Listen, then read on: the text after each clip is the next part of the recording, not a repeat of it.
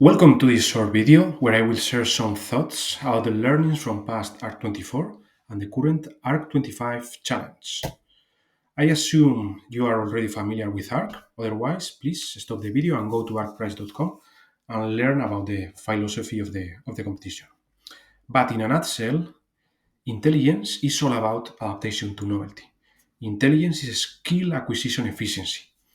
We need novel tasks to be able to measure intelligence, and that is the design philosophy of ARC.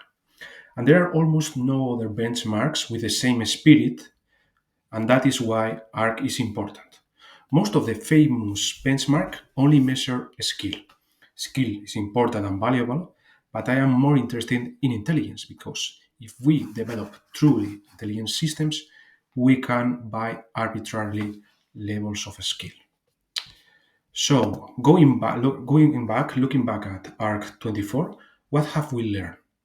Surprisingly, or maybe not surprisingly at all, is that the lessons from ARC 24 are very similar to the bitter lesson written by Richard Sutton on 2019, a few months before the creation of ARC. So Richard said that in the long term, the methods that win are those that scale well with compute, and those are search and learning. If we look back to ARC24, I will say that the two methods that allow adaptation to novelty are also search and learning. Let's dive into the details. The dominant approach in the public ARC24 competition was test time training, a form of learning, and this method allowed the model to learn from the test data, in contrast with the current paradigm of training a model once and freezing the model when doing inference. The best solution scored close to 60% on the leaderboard, while a frozen model could barely solve more than 10% of the tasks. So learning allows adaptation to novelty. On the other hand, we also saw very successful methods that use search to find solutions for ARC.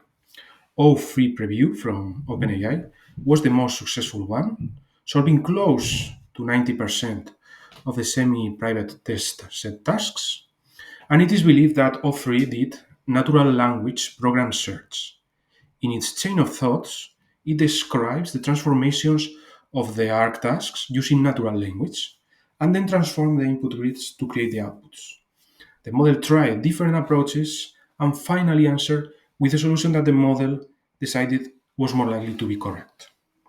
O3 learned all these search and decision skills with reinforcement learning training.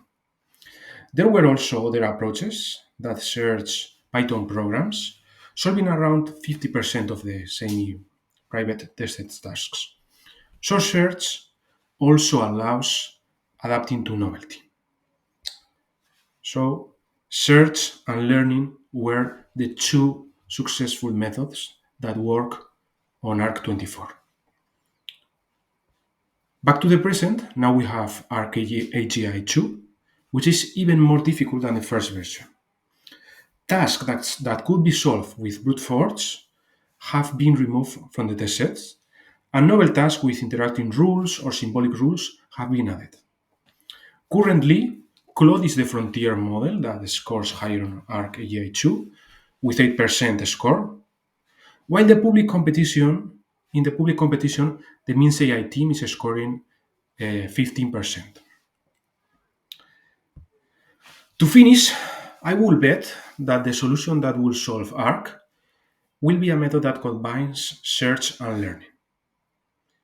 If we know that both methods allow adapting to novelty, why not use both? Don't we humans use those two methods when solving real life problems? There are many ways and flavors to implement this, and this is what I am currently working on, and also what I would like to see and learn from other team solutions. So, have a nice summer and remember the bitter lesson. Bye.